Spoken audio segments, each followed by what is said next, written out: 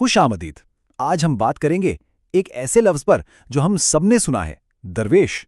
لیکن کیا ہم واقعی جانتے ہیں کہ اس کا مطلب کیا ہے؟ اکثر نہیں جانتے۔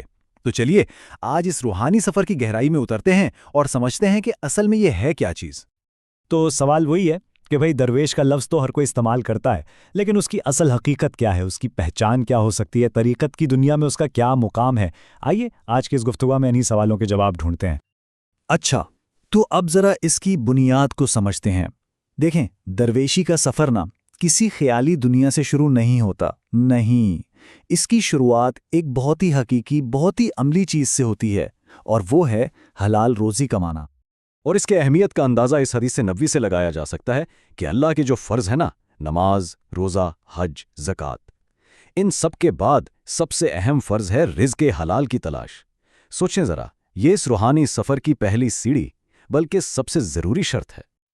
یہاں ایک بہت دلچسپ بات ہے، حلال اور حرام کمائی میں صرف قانونی یا غیر قانونی کا فرق نہیں ہوتا، اس کا اثر بہت گہرا ہے، سیدھا روح پر پڑتا ہے۔ دیکھیں، حلال روزی میں برکت ہوتی ہے، اس سے کی گئی دعا قبولیت کے قریب ہوتی ہے اور یہ روح کو طاقت دیتی ہے۔ دوسری طرف حرام کمائی، وہ تو برکت کو کھا جاتی ہے، دعاؤں کے راستے میں دیوار بن جاتی ہے اور روح کو میلا کر دیتی ہے۔ اور اس بات کو سمجھنے کے لیے ایک چھوٹی سی حکایت سنیے۔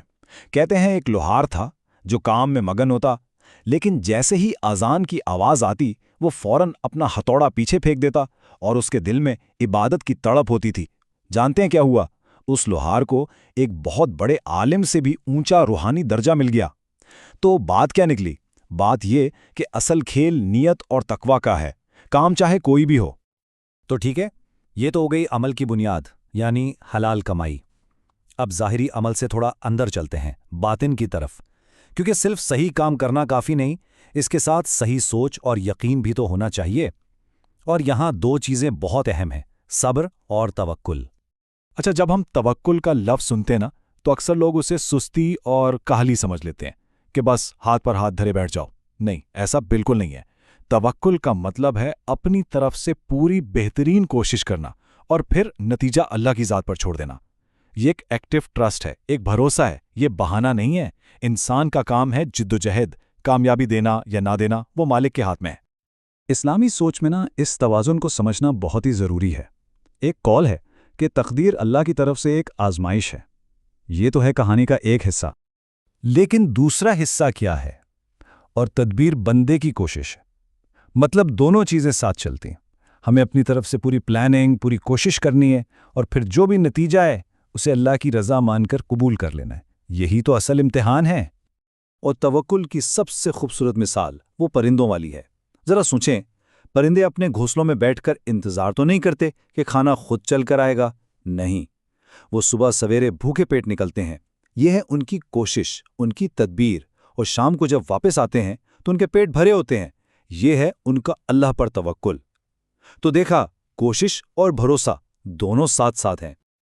اچھا جی، تو اب تک ہم نے دو ستونوں پر بات کی، ایک ظاہری عمل یعنی رزق حلال، اور دوسرا باطنی یقین یعنی صبر و توکل۔ اب وقت آ گیا ہے کہ ان دونوں کو جوڑ کر دیکھیں کہ ان سے مل کر ایک سچے درویش کی اصل پہچان آخر بنتی کیا ہے۔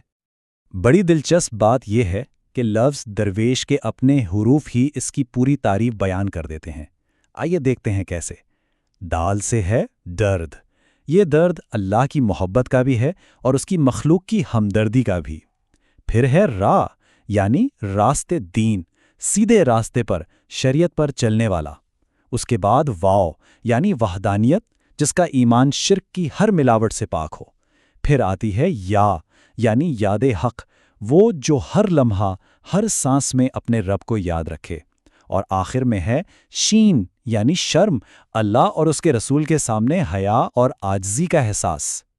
اور شاید سب سے اہم بات، ایک حقیقی درویش کبھی بھی اپنی تشہیر نہیں کرتا، وہ خود کو ظاہر نہیں کرتا پھرتا، اسے لوگوں کی واہ واہ یا عقیدت کی بھوک نہیں ہوتی۔ اس کا جو بھی روحانی مقام ہے نا، وہ اس کے اور اس کے اللہ کے بیچ کا ایک راز ہے، کوئی پبلک پرفارمنس نہیں ہے۔ اچھا، یہ سب سننے میں تو بہت اچھا لگتا ہے، ایک آئیڈیل تصویر ہے نا؟ لیکن اب یہاں ایک بڑا سوال کھڑا ہوتا ہے، کیا آج کے زمانے میں، اس دور میں ایسا درویش ملنا ممکن بھی ہے، یا یہ ساری باتیں اب صرف کتابوں میں اچھی لگتی ہیں؟ اور اسی سوال سے ایک بالکل نیا زاویہ سامنے آتا ہے، ایک تنقیدی بلکہ تھوڑا طنزیہ نقطہ نظر، جو اس پوری آئیڈیل تصویر کو چیلنج کرتا ہے، اور وہ یہ پوچھتا ہے کہ بھئی آج کل جسے ہم درویشی کا نام دیتے ہیں وہ واقعی روحانیت ہے یا محض ایک عیاری ہے؟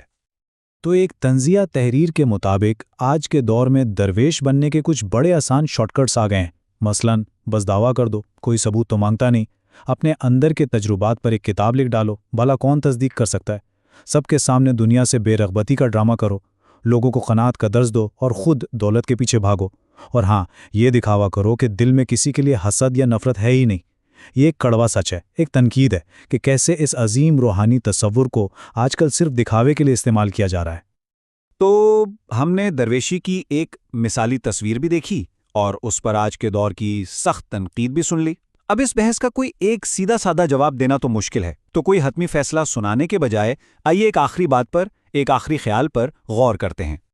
بشیر بدر کا ایک شعر ہے جو شاید اس پوری گفتگو کا خلاصہ ہے۔ وہ کہتے ہیں، خدا ایسے احساس کا نام ہے، رہے سامنے اور دکھائی نہ دے۔ تو شاید حقیقی درویشی بھی بالکل ایسا ہی ایک اندرونی احساس ہے، ایک ایسی کیفیت ہے جو ہوتی تو ہے مگر اس کی نمائش نہیں کی جاتی، وہ دکھائی نہیں دیتی، یہ کوئی دکھاوا نہیں، یہ تو دل کی ایک حالت کا نام ہے۔